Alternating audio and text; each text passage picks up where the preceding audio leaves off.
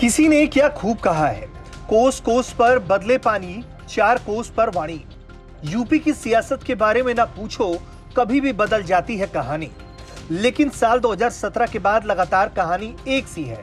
UP में काबा, जवाब है यूपी में बाबा है, यूपी में बाबा। दरअसल 2024 चुनाव की तैयारी शुरू हो गई है। कोई ग्राउंड लेवल पर अपनी पकड़ मजबूत करने के लिए नई इकाई तैयार करने में लगा है, तो कई जातिगत समीकरण पर सियासी बिसात बिछाने पे जुटे हुए हैं।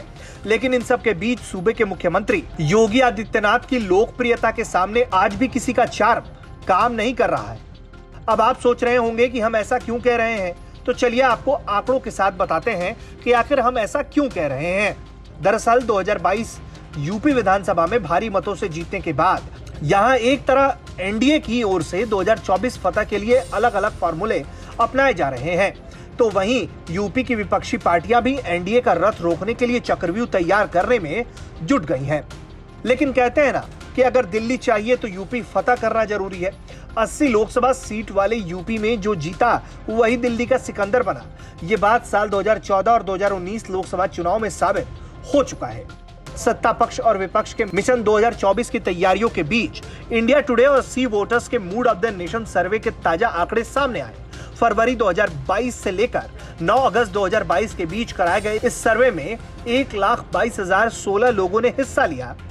ताजा आंकड़ों को देखकर ऐसा लगता है कि एनडीए के लिए एक बार फिर 2024 की राह आसान है, तो वहीं विपक्षी दलों के लिए झटका देने वाला है। सर्वे के मुताबिक साल 2024 में होने वाले लोकसभा चुनाव में यूपी में एक बार फिर एनडीए 70 सीटों का आंकड़ा छू सकता है। बाकी 10 सीटों में यूपी और अन्य दलों के रहने की संभावनाएं हैं।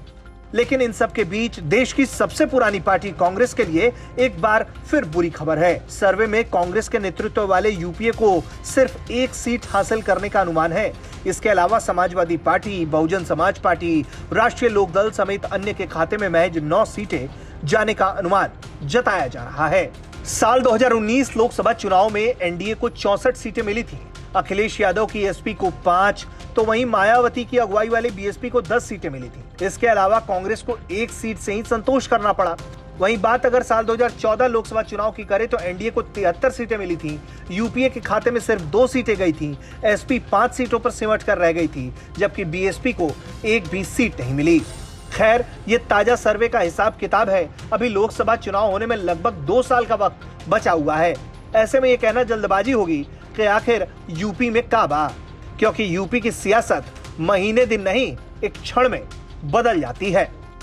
टीम इंडिया टुडे के साथ ब्यूरो रिपोर्ट यूपी तक।